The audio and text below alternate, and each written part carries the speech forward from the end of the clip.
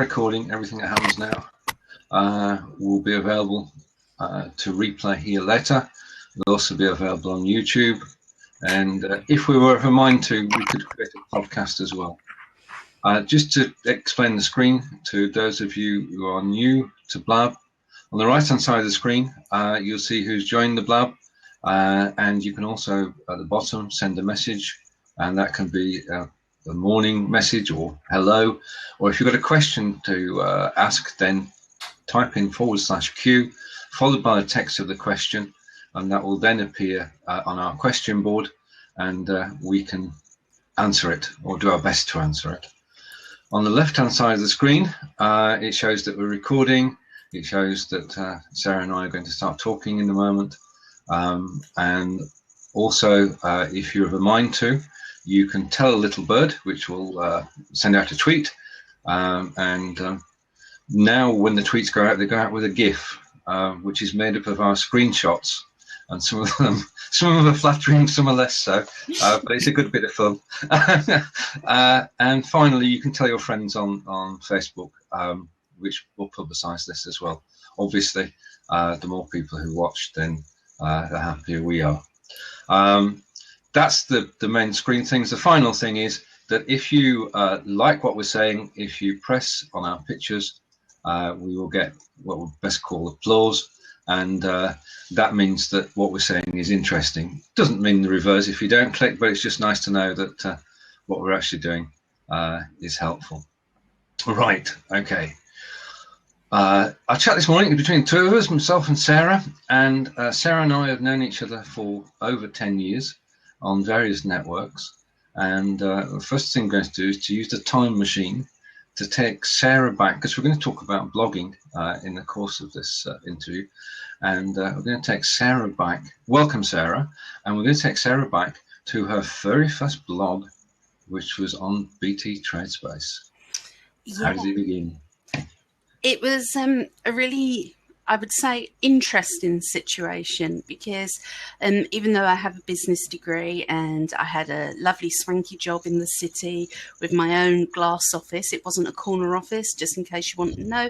The office was in Truman Brewery. You'll know that all of the people had a glass office, and it was an absolutely beautiful place to work. And I was on maternity leave, pining for my lovely office, pining for my views of the city, and to walk down Brick Lane and smell all of the food. And if you've not walked down Brick Lane and just sniffed, you're missing one of the amazing things about London, the smells. You can walk along and you smell Indian food, you smell Chinese five spice, which seems to be the most dominant smell I've ever smelt in London, and you'll smell all sorts of different scents. There's no bagels anymore, Julie. It's really, really sad about the bagels. I miss the bagels. There's even a Vietnamese noodle shop which makes the best noodles ever. So I was on maternity leave with my 1-year-old, my 2-year-old, and at that time she would have been 10 and a bit year old. And we were sitting on the carpet and my husband Kevin come in, and there was me having this nostalgic moment of missing my job and wanting to go back for the noodles, probably more the noodles than the glass office or anything else.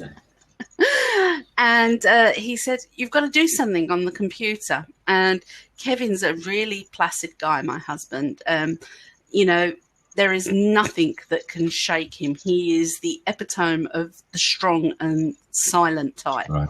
So when he comes in and he opened the patio doors and he pulled them open and they went whoosh right back, it was very dramatic because he's so placid. Yeah. And he's like, "You've got to do something on this computer, because if you don't do something, then we're going to be out of business." And I'm like, "Oh, how long have we got?" And he says, "Oh, 6 weeks, 6 weeks and we'll be bankrupt." Right. And, I couldn't even think of my nice food and Brick Lane at that point. It was very much, oh my gosh, what are we going to do? We've got 6 weeks to save a business. Yeah. And I've got to be honest, it was never in my life plan to work in a transport company. It was never in my career path to go and work with white vans. And it certainly was never something that I even considered doing. I would rather have done hundreds and hundreds and thousands of other different jobs. It just really isn't me. So when I start telling you the amazing success we have, and you're sitting there thinking, oh, that's all right because she was interested in it, let me assure you, I had zero interest in this subject. Yeah. I had no relevant experience prior and subsequently of this industry. So I went over to the computer and I started mucking around and looking for things. But the truth of the matter was I had no idea where to start. And, the internet back in those days was a bit like the Wild West.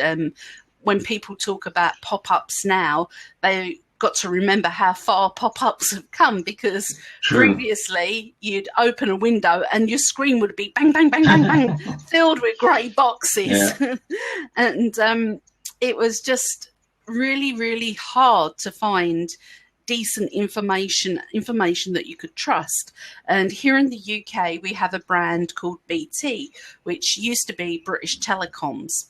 And BT is a big known and a trusted brand, and they had an offshoot called BT Trade Space, which was like a series of online shops and blogs and podcasts where you could come along and talk about your business. So if you could imagine it being like a virtual market online, that was what BT Trade Space was. So I went to BT Trade Space and it said you must blog 3 times a week and each blog post must have 50 words. Yes. Yeah. Those first 50 words, that very first blog post was about a white van going to Sheffield on Thursday. I didn't even put in a date. I just put on Thursday. Hey, Beju, good to see you here. And that first blog post took me 2.5 hours to write. And I had no idea what to write. I would rather take the cat and pop it into a bubble bath with no gloves on than write about something that I don't know. Okay. Yeah, so the first blog you ever wrote was the most difficult. Yes, it was 50 words. It was so painful. I can still feel that pain all these years later. And it very much was me sitting there going, have white van. That's 4 words, 46 more to go. White van has big doors. All right, another 40 words to go. Okay. And it was really very much accounting the words in the blog post to get to 50. Yeah. That was the target. Eventually I got there where 50 words actually made sense and was a cohesive paragraph. But it took a heck of a long time to write those 50 words. And I thought, well, I can't quit because so much is riding on this. And until I find something better, then I'm going to have to do this blog 3 times a week of these 50 words. And that's what I did. Within 3 weeks, the phone was ringing. We were getting local leads. We were more visible. And I put that down to BT Trade Space and them telling me to blog 3 times a week. And at this point, my husband, Kevin, says to me, he says, whatever it is that you're doing with this blogging thing, do more of it, because every time you do it, the phone rings. Right. So you were getting noticed. Yes. At that point, these little adverts, and they were adverts rather than a blog post, were what people were looking for specifically, found us and then called us. And looking back, I knew nothing of SEO, nothing of how search engines worked. It was very much me blundering through and just hoping that it worked. And at the point of Kevin saying, this is doing something really good, you need to do more of it, then at that point I started to learn about it and tweak and test things so that I understood how it worked. Because prior to him saying that, it was very much a case of, they've told me to do this, I will do it. I Yep. can't fail if I do what I'm told. Okay. So I did exactly what I was told. Right. So the first blogs were on BT TradeSpace, and they started to have an effect because they were being noticed. What happened next? Where did you go from BT TradeSpace? Well, at this point, I realised, this is now mid-2007, that I didn't own BT TradeSpace. And if something should happen to BT TradeSpace, I would lose my content. And it was time for me to own what I wanted to own. Yeah. And we'd bought a domain name for the business and hosting and all of that for the business, but I'd never done anything around building a website. The web, yeah. It was all new. It was new to all of us, wasn't it? Yes. We were explorers. Yeah, pioneers, forging the way forward. And it was really quite, I would say, quite difficult, because in the early days, you don't know what you want. You know you want more leads. Yeah. So people were saying, oh, you need SEO, you need this, you need that. And then you talk to somebody about SEO and they say, well, have you got your website? And yeah, I've got a website. And then, have you got it copywritten? Have you got this? Have you got this? And have you got this? So there were lots of components you needed before you could get leads. And at that point, our priority was owning what we had online. Yeah. Right. So we went to self-hosted WordPress, because we'd heard somewhere that WordPress makes good websites. And we hired a guy called Mark Graves, and he set up our first couple of websites. We was also quite intrigued at this stage about making money in your sleep, which was a very, very big thing all those years ago. And hey, Saul, good to see you. And making money in our sleep was something we did on a site called The Courier Shop. And most money we ever made in our sleep was £300. Right. But each week we would get a steady little trickle of income come through The Courier Shop, for passive income, for not actually actively marketing a site. And combined with the main business, we had these two sites, which were essentially WordPress blogs, where we updated on a regular basis. From 2007, the end of, till 2009, I blogged every single day. Right. So that was, yeah. And people say, oh, you shouldn't blog every day because you can't maintain the quality. And I've got to be honest, what most people call quality content, the majority of us don't. The experienced internet people realize that quality content has many components. It's citations, it's images, it's all sorts of things. And those that make an excuse not to write say, oh, I can't write every day, I can't do this, I can't do that, because quality content, they're actually putting out the equivalent of my 50-word posts, stretching them to 300 words.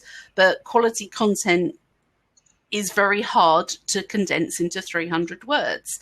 And none of us are Hemingway, as much as we might like to believe that we are. Deep down, we're not.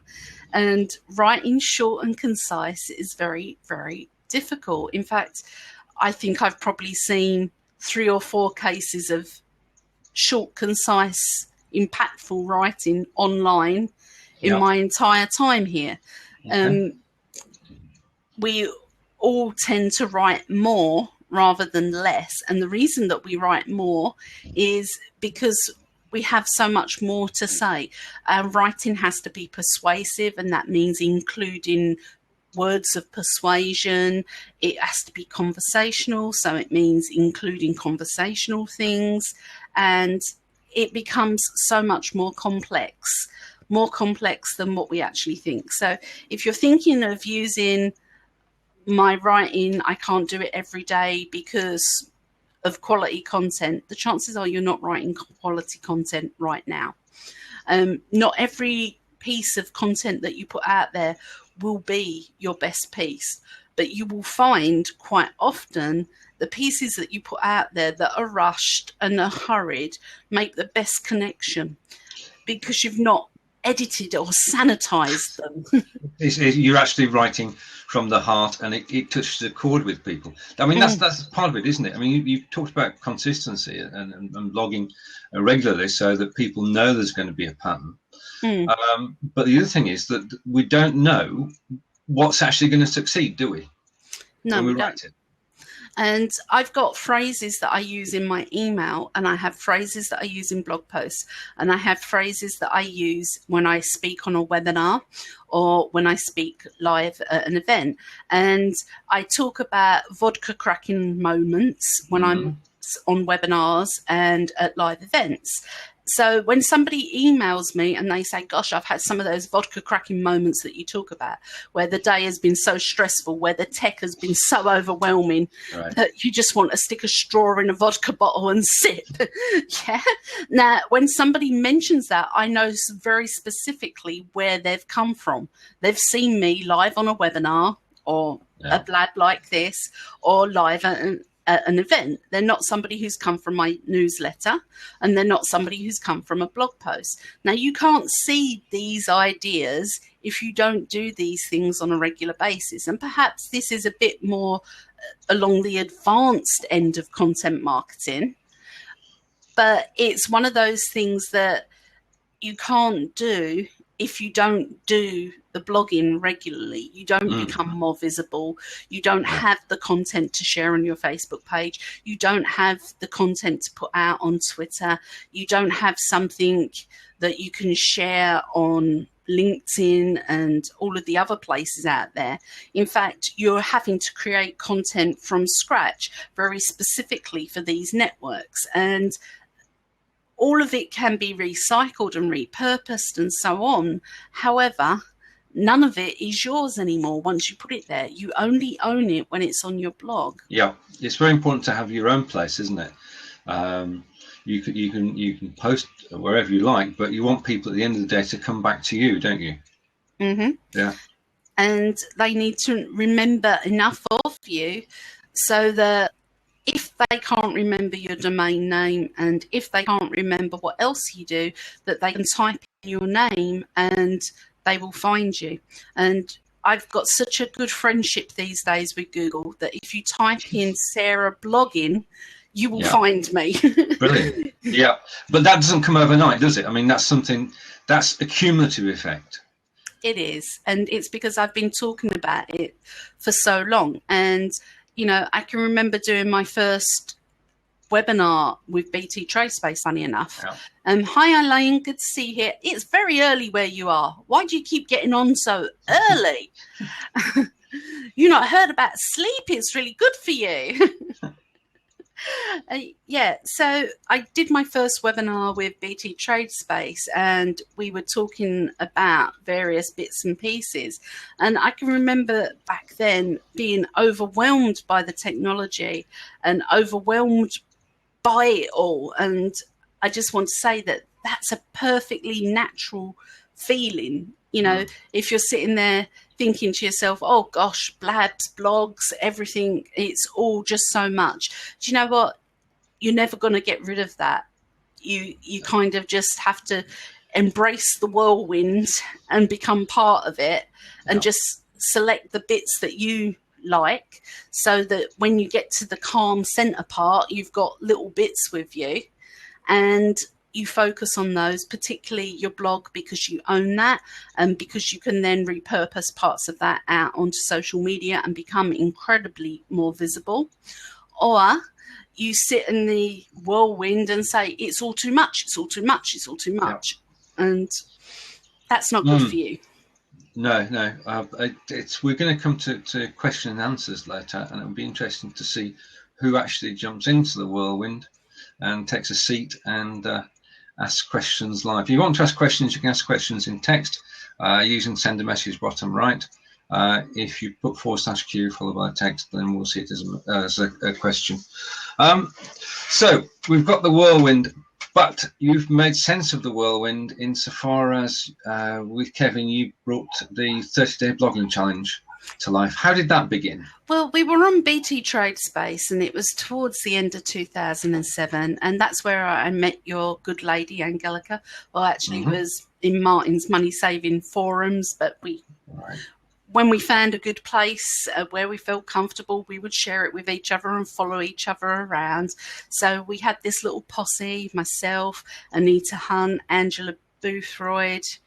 Hang on a minute, somebody's just asking me on Skype where we're talking, so I'm just going to... Okay, whilst you're doing that, let's say we're going to be taking questions later. So yeah, sorry, you were with Angela Boothroyd. Yep, and we decided that it was coming up to Christmas. We wanted more leads, so we were going to blog for 30 consecutive days. Okay. And we had also Ileane Sturgis, Charles Conway there, and we pretty much, all of us, our little merry band, blogged for 30 consecutive days. And we would do it twice a year, and sometimes we would have different people join us. Sometimes it would just be our original core group of people. And that was how it was. It was on BT Trade Space and for just my private clients for pretty much a long time. And then in 2010, Warren Cass, he was like, we should do more of this. We should make this into a book rather than doing it one-to-one, doing it in a small group of people. And I said, okay, let's do it. And then somebody else launched their blogging challenge, and I considered them a friend, and it took the wind out of my sails. And I went and hibernated and just carried on running them in private for a while. And then in 2014, I was on a webinar with the amazing Suzanne Dibble. Do you know Suzanne? Yes, Suzanne, I've heard her, is a lawyer / entrepreneur. She does her Small Business Legal Academy, and she was interviewing me for her Expert Authority Challenge. And I was talking about using blogs as a tool to position yourself as an expert, because I don't know if you've ever seen it, that something happens in the world and the media are looking for an expert, and they go crazy. We've got to find someone. We've got to find somebody who's an expert on XYZ. So the first thing they do is they go to a search engine and they will type expert on whatever they're looking for. And then what comes up tends to be blogs. And the reason that blogs come up is because they're dynamic, they're constantly updated, that they contain all kinds of different content, and readers and audiences like a bit of variety. So the chances are your expert that comes up is a blogger rather than an academic or an academic professional, whatever you wish to call them. And they will be there on Sky News saying, this whirlwind behind us is going at da, da, da, da, da, da. And they're the person that is the go-to expert because they're visible. Whereas the person that studied meteorology and all of that is sitting there saying, why didn't they call me? Indeed. The answer is they didn't call you because you weren't visible. And back to Suzanne Dibble's Expert Authority Challenge, I was sharing very specifically how a blog made you visible. And one of the questions was, how can I get better at blogging? And I just flippantly said, blog consecutive for 30 days and you will be as visible as you can possibly be in that time. You will write better, you will grow your writing muscle, you will write stronger, you will uncover your voice, you will know precisely what works and what doesn't work, because when you do enough of it for a specific period of time, you will know that every time you post a blog post at 7 a.m, you don't get as much traffic as when you publish it at midday. So you get a crash course in blogging in the case of 30 days. Morning, Damien. Nice to see you here. And morning. Just by me saying that, I had loads and loads of messages come back to me and say, how do I do this blogging challenge? And I just run one in April and it was now July. And I'm thinking, well, there has to be a better way of doing this, because I normally do it in a private group. I put the challenges up each day, and that had been the way since we'd done our very first one on BT Trade Space. And then the next step was, actually, I've got all of these emails. I've got everything. I will deliver it via email. I will deliver it via Facebook group. Back in 2012, we delivered it via Google Plus community. Those were the days. Yeah, those were the days when Google Plus was the place to be. And now the challenge is delivered as a rolling challenge. People opt in via email. It's delivered to them at their pace, one a day, every single day. And I still get people say things like, oh my gosh, I can't post every single day. And that's their choice. I sit back to thinking of when Kevin came into the living room and he had his dramatic open the patio doors. And at that point, I couldn't blog at all. And it very much was a case of, if I'd have thought to myself, if I have to write every single day, if somebody had told me right there and then that blogging was writing, I would have given up, because I'm not a writer. I'm not somebody who would happily sit and write hundreds and hundreds and hundreds of pages every day. I was just a mum with my 3 kids and enjoying my maternity leave. So during the course of the 30-day blogging challenge, which runs up in the Facebook group, doesn't it? That's where it's hosted now. You take people from the people who've never blogged before, and you take them step by step through the process by asking them to do certain tasks each day. At the end of it, what sorts of things? I take them from scratch, as in this is how you set right. Okay. Yeah. I make the assumption that they have a blog and that they are a business, as in they have a product to sell, because it takes a long time to make money blogging if you have nothing to sell or nothing to promote. And quite a lot of people think, oh, I'll make money blogging because that's just sitting there writing, and then the money flows into the bank miraculously somehow. No, it doesn't. It doesn't flow into the bank like that. It's something that has to have an audience. And even if you've got an audience on Facebook or an audience on Twitter, you have more than what you think, because a lot of people think, oh, you need to have a big audience. And with the transport blog, we had 700 visitors a week.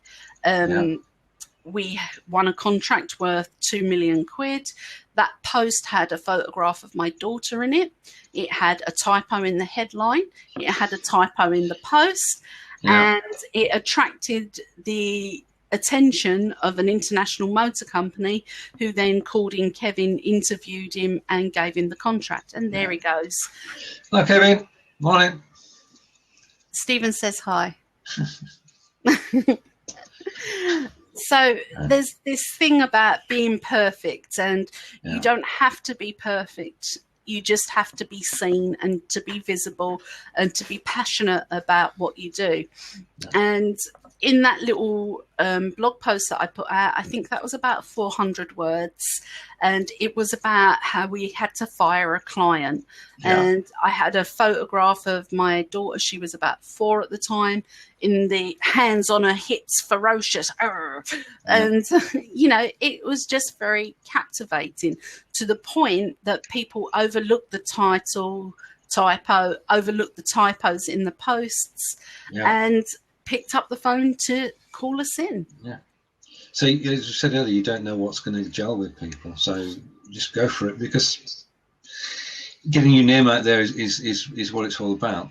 Right, now, one of the reasons that we're together this morning is to actually talk about helping, as you know, I'm connected with Empire.cred, which used to be called Empire Avenue, and we run what's called a blogathon. And a blogathon is basically where the members of the site blog on topics of their own choosing over a set period, and the site then promotes the blog. Now, the people who are doing that are only occasional bloggers. Have you got any hints and advice that will help them sort of get their creative juices flowing and produce a masterpiece? I think if you're going to do this, and I highly recommend that you do set up your profile on empire.cred, reach out to Stephen and some of the other names. It's a very big site, so you're bound to know one or two other people. And if you think you know no one, you're wrong. You know me and Stephen already. I'm there too. Yeah. So you know two people already. It's a much friendlier place now. And set up your profile and then write what you wish to be known for. So if you wish to be known for being the most prolific expert on nail polish, write about nail polish. And if you wish to be known as a candle making expert, write about candle making. Write what you wish to be known for. None of this nice opinions, as in, I got out of bed and I looked out the window and it was a really nice day. Nobody cares. Write about what you want to be known for. Yeah. And yes, weave a story into it. That's great. Just make sure you're a great storyteller, and not all of us are, not even with a couple of points in us. No. And do the best that you can. Perhaps get an extra set of eyes on this, because Stephen's going to be syndicating the content through empire.cred. Yeah. So you're going to get more traffic than usual. So you might want to take a bit more care than I usually advise, as in normally I'd say, write and just get it out because you can polish later. Yeah. Well, in this scenario, write, get it out, sleep on it, get your husband or your wife to check it over, and then publish it, and then follow Stephen's instructions in empire.cred. Thank you. Yeah, we were hoping, last year we had sort of 45 people with blogs on a variety of topics, and hopefully we'll have a similar number this year. Right, okay, shall we open things up and see if we've got anybody who wants to join and question you on blogging. If you'd like, if you have a question for Sarah, you can either type it in text by typing /Q, bottom right hand corner, or you're welcome to join us. And to join us, you just need your camera and your microphone, and you just need to press the call in button. We could be waiting. Damien wants to know more about what Empire Cred is, Stephen. Right, okay, just on the side of that, you can take that question. There we are. So our current question is from Damien. Damien, thank you. Empire Cred used to be known as Empire Avenue. It's a social networking site, but it's one with a difference. It's actually a gamers site. Situation is that there's three strands to it. One is it's a virtual share market in that you can trade shares in fellow members. The second strand is that you can run missions, and this comes back to blogs earlier. If you've written the most wonderful blog, and we all do occasionally, then you want to promote it. You can run a mission to promote that. Now, the key to that is that people will visit your blog, so you're going to get people visiting. But if you have a good reputation on the site, and that's one you've built up over time, and people know you, then not only will they visit the page, but they will retweet you, post you on Facebook, send it to LinkedIn, and do a whole host of things. So in terms of promotion, Empire Cred works very well. And the third strand is that we don't all know how well we're doing, and we're not going to mention clout. We won't mention clout. Empire.cred gives you an array of social media metrics for free, which tell you how you're going on Facebook, LinkedIn, Twitter, Instagram, Flickr. It will tell you how you're doing. Simple as that. And all you need to do is open up an account at empire.cred, not cred, as I put earlier. Right, okay. So I hope that helps, Damien. If you want further information, then by all means contact me afterwards. Right, so second question, which is from Ileane. And Ileane says, what has changed? Oh, this is another Empire Avenue question. Right, okay. We won't be a minute, Sarah. Just I thought it was a great question. Right, okay. In early this year, Empire Avenue is now Empire Cred. What has changed is that it's now under new ownership. It's owned by People Browser, who are the people who own Cred. And the whole website has been rewritten from top to bottom. It's now mobile friendly. It's under their ownership, so it's now totally stable. It's just a good site to be on, to have in your sites. It's not Facebook. It's definitely nothing like Facebook. It's a totally different experience, and I can recommend everybody trying it out. What's changed? Different people running the show. The site is run by volunteers on a day-to-day basis, and there's a lot going on in November. If you check out the Empire.cred blog, you'll see there's a full range of events, and of course you'll catch the blogs in the blogathon at the moment. Thank you, Ileane. Right. Okay. So, right. Hi, Lawrence. Right. Welcome, Lawrence. Yes. Now, we're back to why we came here. I mean, I'm sorry about that diversion, but questions. I mean, the thing about a blab is it can go anywhere, can't it? Which is the wonderful thing. And of course, we're going to say again that this is British-backed technology, which is why we love it so much. Do you think this blab has, if you were going to promote your venture, then blab is the place to be? Yeah, I think so. I think my first blab I did with Julie Bishop, who was here earlier, and she's on with Kevin on Wednesday and on with you on Friday. She's doing a Kickstarter for social media, so go and follow Julie because she's going to be sharing some great wisdom. And I said to her, I felt it had immense potential, and she said, should we do it? And we jumped on, and Julie interviewed me, and it was great because if I remember correctly, Ileane got up very early then as well to come and say hello, and Saul came on, and there was us chatting, and I'd known Ileane and Saul for a long time and never heard their voices beyond video. Yeah. So for me, it was a very new experience just to say, hey, nice to speak to you, and just hear their voices live. Right, yeah. And I found that very enjoyable. Hey, well, then I might as well jump in again. Yeah. Hi, I'm actually multitasking, getting my topics list together for, actually, I'm having a blab this afternoon. So we're going to be talking about Scoop It. Oh, right. Okay. Yeah. So anyway, hi. Right. It's my first time actually meeting you, Stephen, I believe. It is, yes. I have watched several of your blabs, but this is the first time we've actually met, so it's good to connect. It's amazing how small the world is, that we all, in one way or another, connected. In this case, via Sarah. Well, in fact, a lot of people are connected via Sarah because she's networking for yonks. Yeah, we've known each other for 10 years. Right, Sarah, I love your hair. I just wanted to tell you that too. Thank you. Popped in.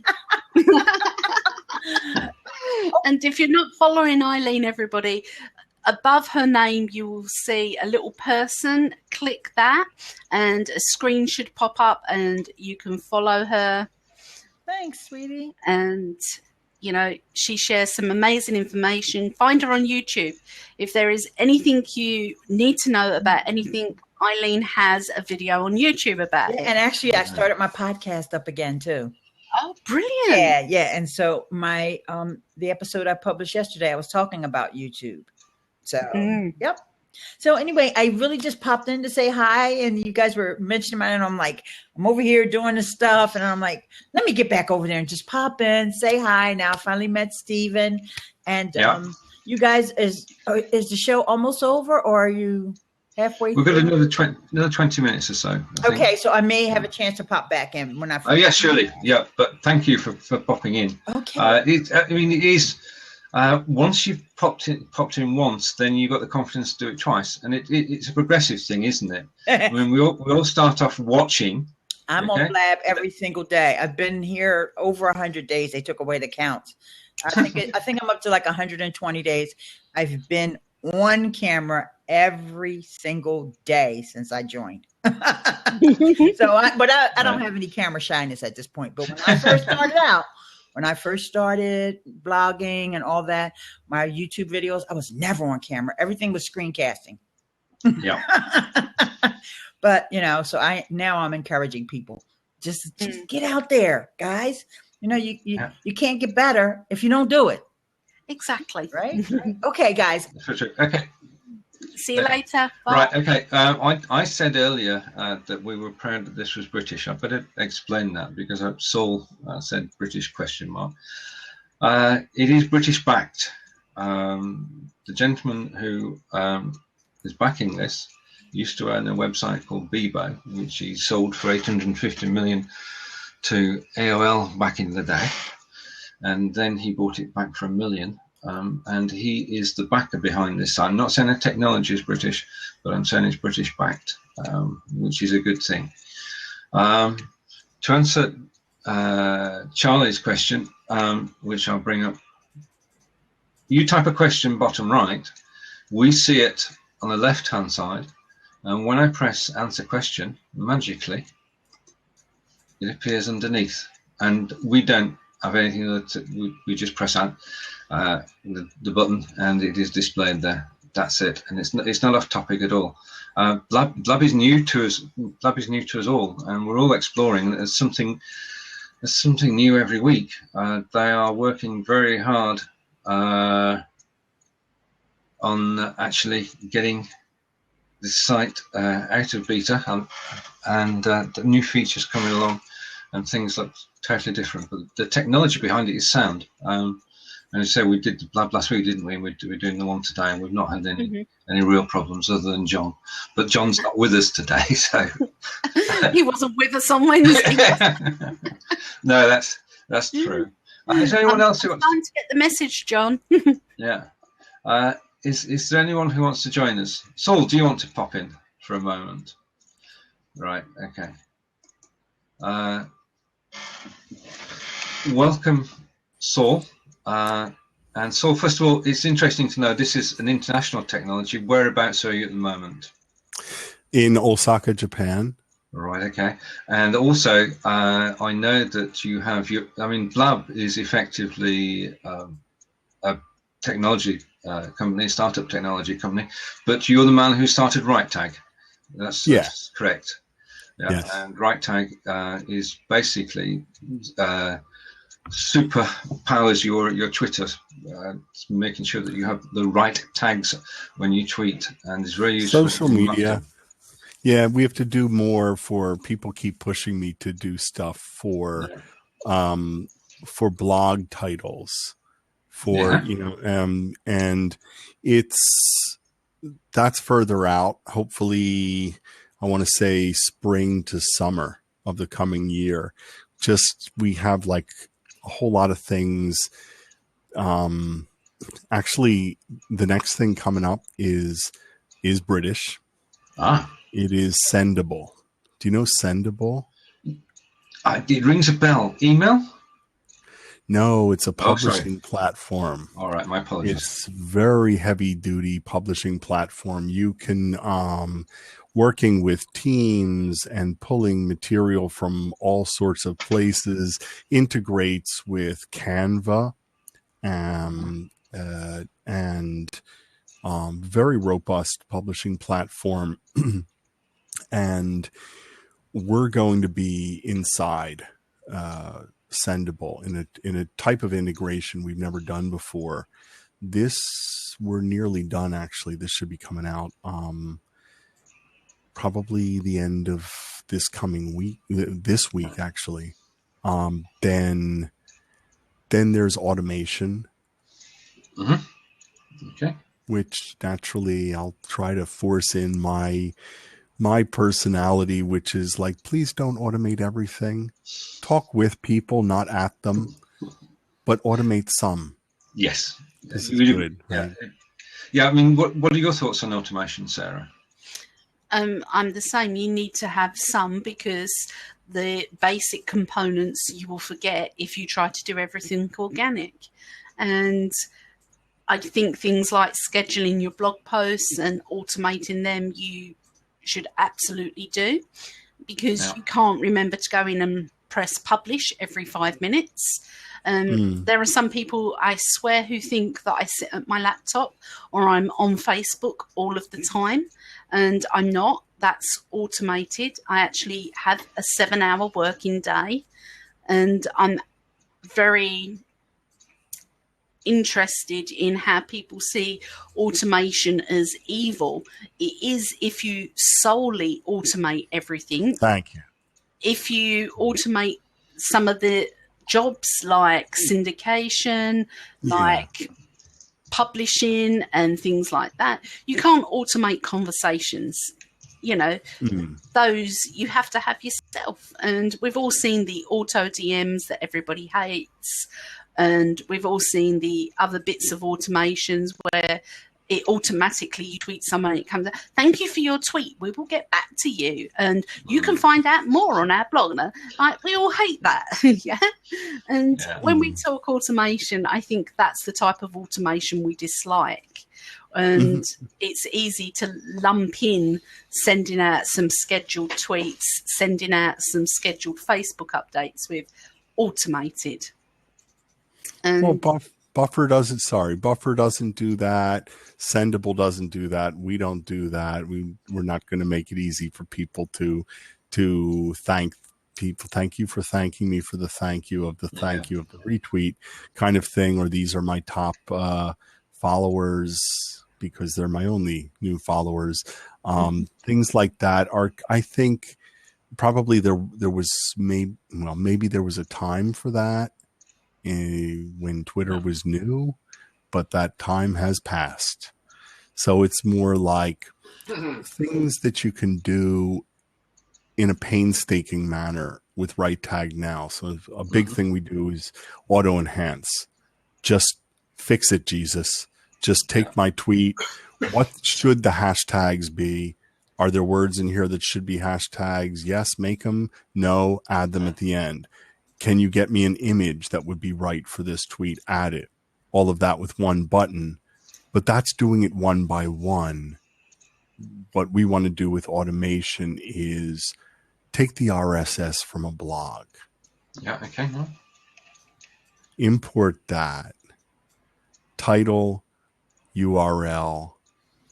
Add. Do you want to add a call to action header above that?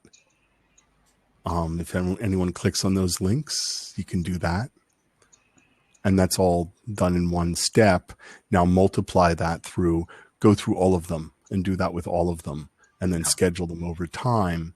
So automation in that manner. So stuff like that is, so many people want that getting back to what I was saying about doing something that rides in, shall we say, WordPress. Right. We want to do it, but we've got to do this automation dashboard first. And before that, we have to take care of our friends at Sendable. Right. Okay. I have two questions. One for Sarah, and then a question for yourself, Saul, which we'll come back to in a minute. So Andrew's got the first question, Sarah, and it's, how many blogs do you own and contribute to? Straightforward. I own about 40 on one server and another half dozen on a different server. And if we said 60, we would be in the right ballpark. Wow. I like to have them spread so that if something impacts on one, it doesn't bring down my entire empire of blogs. So they're spread out. And how many do I contribute to on a regular basis? I contribute to around 10. These are sites that don't belong to me, as in I'm a regular guest, a regular contributor. On my own sites, they are all updated once a week. So, a question related to that is that not everybody can blog, unfortunately. Well, everybody can try and blog, can't they? okay. But there are occasions when you want somebody to provide the words for you. So, are there a number of? I mean, I know yourself and Kevin actually. What's the word I'm looking for? Ghost blog. What's ghost blogging? That's just getting somebody else to write for you. Some ghost bloggers will write in your voice. Some ghost bloggers will have I would say, a bland voice for you to superimpose your own personality on. So an example of that would be if I was getting one of my writers to write for me, and I've had writer's block since July. So it's getting to the stage where I'm going to say to one of them, if it isn't cured by Christmas, go and write me a blog post. And it will be mine, because when they send it back, I will insert references to Jaffa Cakes. I will insert references to tubs of Ben and Jerry's. I will insert my anecdotes. So what is a bland, normal run-of-the-mill post will be very much personalized just by myself. And then you have what I would call corporate guest bloggers, not guest bloggers, sorry, ghost bloggers, as in they come and work in the company. It's not their field of expertise. They've been hired specifically to create content for this company. They don't work for another company. They're, to all intents and purposes, an employee, and they will write whatever they are told to write. In some of these scenarios, it's the CEO of the company's name that's popped onto this content. In other scenarios, it's somebody in the sales team whose name is popped onto this content. And the ghost blogger is an employee. They're more of a content manager than a ghost blogger. Thank you. And understand more. Next. How do I manage that in a philosophical sort of way rather than a technical one? I just question. Do, Andrew. It's there, so it's done. You know. Yeah. Okay, a quick question for Saul, which I don't think you mentioned Sendable, working with Sendable. I don't think you're responsible for Sendable. Do you have any comment at all on why Sendable? Yeah, I just commented in the chat. All right, okay. That it's so much you can do. Matter of fact, it was incredibly time-consuming learning them. Yeah. Learning and still figuring things out, where you can save drafts, modify content, share it with a team, other people can cross-post, and then for listening, for watching what you're getting, and not just from a single account. Like I use TweetDeck. I use TweetDeck for free. I came from Hootsuite for years, right? But then you see your mentions for a single account. So Sendable will pull this stuff from all over, from Google Plus, Facebook, multiple Twitter accounts. You can schedule to many things, Pinterest.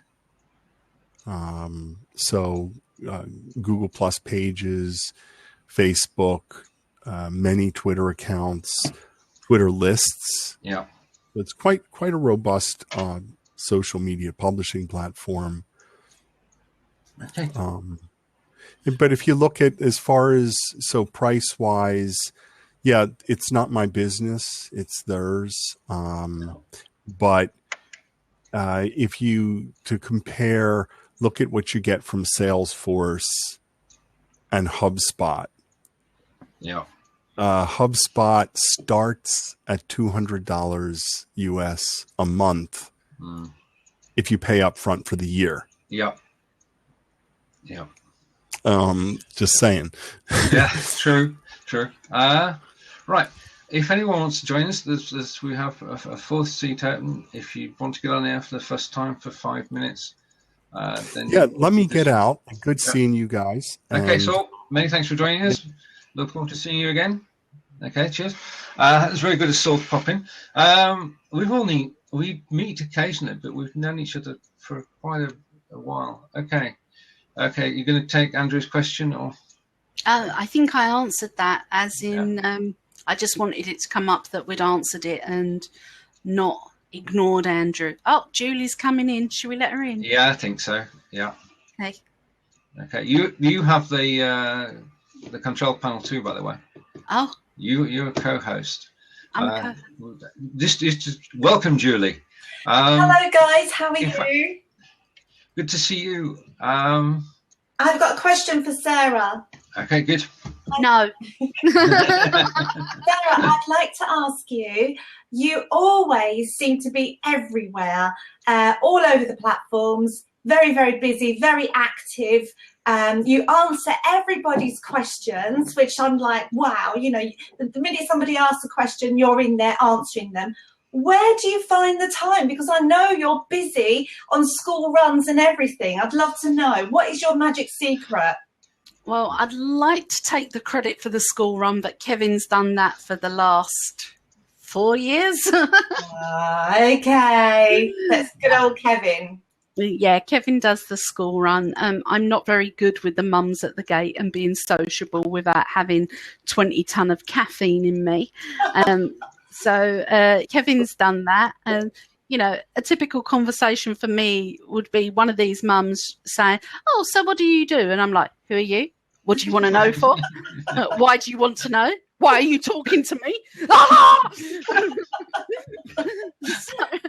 Okay, so it's Kevin. You need a good person to back you up, do you? So we all need a Kevin. Amazing backup. Kevin is absolutely brilliant. I've also got an assistant. We've got a team of writers, and we've got a lot of people that subcontract and freelance for us, as well as, oh, he's just paying me for saying that. Brilliant. So it's not just us. I would like to say I'm not a micromanager, that my team are trusted to do what they have to do. So I know Kevin at the moment is creating some amazing graphics for one of our clients, and he's not really handing me £5 notes. And and our writers are out doing various other things. I've also got a team of people for when I can't do tech. And over the years, I've become pretty adept at doing various bits and pieces, finding workarounds and finding the answers. And sometimes those answers don't come quick, and that can be pretty frustrating. And I know Andrew is very good at finding answers for things. I know Stephen is brilliant at finding answers for things, and I would consider these guys my support as well, because if there's something that I don't know the answer to and I'm struggling with in a particular area, that I will go back to these people and say, I'm looking to do this, this and this for this. Can you help? And it will come back as in, yes, I can fix that. That's X amount of money. No, you can't do that. No, you shouldn't do that. You know, so it's about the people you have around you, as not so much good support, but good brains. Yeah. You know that they're there. That's brilliant. Okay, thank you, Sarah. That's my question answered. Right. Thank you, Stephen. I'll let somebody else have the seat now. Okay, before you go, yes. Just to say that you on Blab on 10:30 on Wednesday with Kevin. Yes. And 10:30 on Friday with myself. I know. With Sarah arranged. So we want to publicly say thank you to Sarah. Yes, absolutely. Forever in debt to Sarah. Yeah, we are. We always will be. It's been a joy to talk to you, Julie. I look forward to seeing you again on Wednesday and Friday. Okay, bye. Okay, bye. All right. Yeah, I mean, we've built quite a large network over the years, and it's good to have so many people who you can turn to. As you say, you can't, even if you're a blogger, you can't do everything yourself. You've got to have a team behind you and a team with you, and you spent a lot of time helping other people, and it's what comes around goes around, isn't it? If you put yourself out and help somebody, then that help comes back. Absolutely. In the blogging world too. And you know, I'm happy to answer questions, and I had somebody ask me a question at an event last week, and they were like, oh, you probably want to charge me for the answer. And I'm like, no, you know, if I know the answer, I'm going to give it to you freely. However, there is the however. Yeah. I'm not going to do it for you. I'm not going to implement what the solution is. You're going to have to take that answer and go away and implement it. And if you can't do that, then come back and we will talk a price and everything. Yeah. But to give you the answer, that's free. You still have to go ahead and do it. That's right. Yes, indeed. It's better that you do it yourself rather than it be done for you, because you never learn that way. No. Right. Are there any more questions that Julie? Thank you for telling Little Bird. Andrew, welcome back. And right, okay. Oh, where does time go? He's gone. It's gone. That was an hour, and it's just flown by. Are there any more questions, or anybody just wants to join us just for a minute? You're welcome just to take the seat just for a minute. Neither Sarah and I bite. We're friendly. There's only the two of us watching. Yeah, I've had my caffeine this morning. So. You just pop into the seat, but you don't have to. If you want to, right? Okay, advert time. We're going to put out a few adverts now. On Wednesday, 10:30, Kevin is having a chat with Julie, who we just saw a moment ago. That's 10:30 on Blab. On Thursday, John Upton and I run our Blabbing for Britain session at 10 o'clock. You're welcome to join us on that. We had a gentleman from Aberdeen last week and somebody else from the south of England, people from all over Britain, actually just going together to Blab, and the conversation took some very strange turns. It's just a 1 hour of fun, but it does mean that you can actually come online and join us. And then on Friday, Sarah has arranged that I will have a chat with Julie. The reason that Julie is promoting at the moment, just to mention it here as well, is that, well, can you explain, Sarah? That's probably... Yeah, Julie is launched a Kickstarter for a very innovative project of teaching digital marketing skills in schools. Firstly, employers, when they recruit somebody, they need a certain amount of digital marketing skills. And that may just be scheduling a blog post or updating a Facebook page or replying to a tweet. And we've also got the added time bomb of the social media and children growing up and things they've done as a child chasing them into adulthood. Now, we didn't have the internet, so the stupid photographs of me pulling faces and hugging teddy bears don't actually exist on the line. And if you're watching this, mum, dad, stepmom, stepdad, and you post any of these photos, I know where you live. Right. Okay? And we've got lots of youngsters that, I mean, my own youngsters included. I've got my lovely 10 and 11-year-old making YouTube videos pretty much 24/7. Yeah. And they drive me crazy with their YouTube channels, which are sub-channels of mine, so I can monitor them. Okay. And they're constantly putting up videos and reviewing things. And one of them was singing. And the one that was singing a song, and she's not the world's most brilliant singer, but she had the confidence to get in front of the camera and sing. And people were leaving her a little comment saying, well done, and she done a great job. And then somebody else come on, I'm going to swear now, why the fuck are you praising her? She can't fucking sing. And I'm like, do they not realise that's a child there in the video? Do they not realise? And I sat her down and I said to her, this person is very upset. He says you can't sing. And she's, oh, haters gonna hate, mum. It's not for him. And I'm like, okay. Okay, it's a very enlightened attitude. Yeah, but these are all people that are going to grow up and go into the workplace, and they are going to have their names typed into the search engine, and this kind of content is going to come up of her singing because it's her most viewed video, because it's the one with the most comments. And this is what Julie's trying to do with her Kickstarter, is to content and what it actually means to be in a digital world. And the schools are not providing that. They're providing, don't talk to strangers kind of content. Yeah. What they're not actually saying is, when you are mean to such and such, that's actually bullying. It's the same as being mean to them in their face. And when you put out that video of you flashing your boobs, that's there forever and it will go viral. And she's aiming to educate them in schools of their digital skills and their impact and their legacy.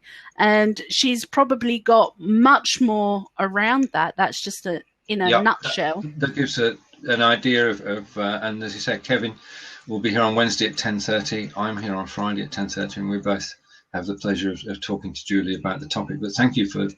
Was a wonderful press here of what Julie is doing. And I'm now going to, I think, are we okay? We'll pause the recording now. Yep.